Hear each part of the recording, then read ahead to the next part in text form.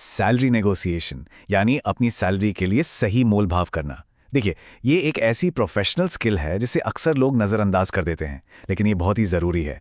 तो आइए आज इसी कला को समझते हैं और जानते हैं कि अपनी सही कीमत पहचानना आखिर इतना मायने क्यों रखता है। तो चलिए शुरू करते हैं और सबसे पहले ये समझते हैं कि इस टॉपिक पर बात करना इतना ज़रूरी क्यों है।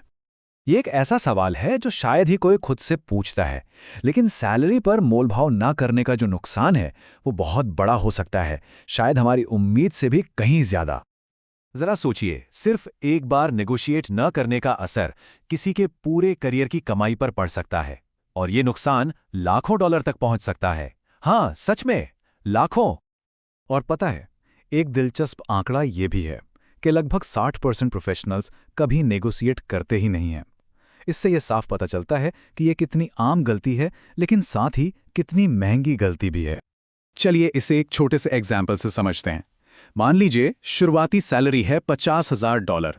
अगर नेगोशिएशन करके इसे सिर्फ $55,000 भी कर लिया जाए तो यह सुनने में शायद कोई बड़ा फर्क ना लगे, है ना? लेकिन यही छोटा सा फर्क समय के साथ जब भविष्य में सैलरी बढ़ेगी, बोनस मिलेंगे, तो कमाई में एक बहुत बहुत बड़ा फासला पैदा कर सकता है। तो अब जब ये साफ हो गया है कि नेगोशिएशन कितना जरूरी है, तो चलिए अगले स्टेप पर चलते हैं। देखिए, इसकी नींव इस बात से शुरू होती है कि कोई अपनी प्रोफेशनल कीमत को कितना समझता है। इस मूल्यांकन की शुरुआत होती है पहले सवाल से। जिस काम में किसी को महारत हासिल है, आज के मार्केट में उसकी डिमांड असल में है कितनी?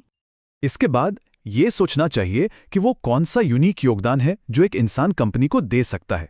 ऐसा क्या है जो उसे बाकियों से अलग खड़ा करता है? और आखिर में तीसरा सवाल, अब तक के तजुर्बे और जो नतीजे हासिल किए हैं उनका असली मूल्य क्या है? इन्हीं सवालों के जवाब नेगोशिएशन की बुनियाद बनते हैं। और सबसे जरूरी बात यही है, अगर कोई अपनी कीमत खुद नहीं पहचानेगा तो भला कोई और क्यों पहचानेगा? मोल भाव की पूरी प्रक्रिया इसी एक सोच से शुरू होती है। ठीक है, तो माइंडसेट से हटके अब प्रैक्टिकल कदम पर आते हैं, यानी अपनी बात को साबित करने के लिए ठोस डेटा या सबूत इकट्ठा करना। देखिए, सिर्फ कॉन्फिडेंट महसूस करना एक बात है और अपनी सैलरी की मांग को ठोस सबूतों के साथ रखना बिल्कुल दूसरी।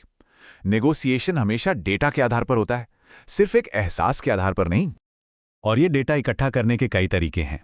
ग्लासडोर और लिंक्डइन जैसी वेबसाइट्स हैं, इंडस्ट्री की रिपोर्ट्स हैं, या फिर अपने प्रोफेशनल नेटवर्क में बात करके ये पता लगाया जा सकता है कि उस रोल के लिए मार्केट में एवरेज सैलरी क्या चल रही है।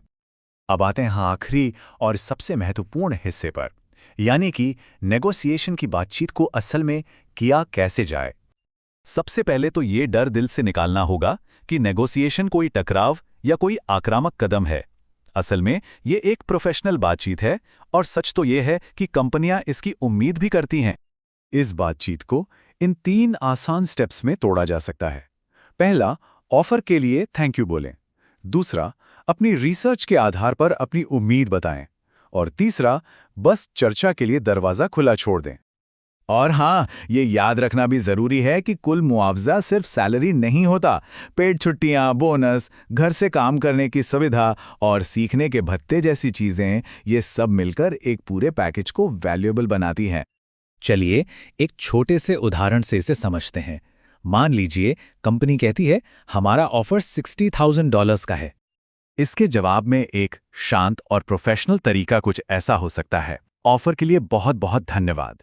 अपनी रिसर्च और अनुभव के आधार पर मैं लगभग $70,000 के आसपास की उम्मीद कर रहा था। क्या इस पर और चर्चा की कोई गुंजाइश है?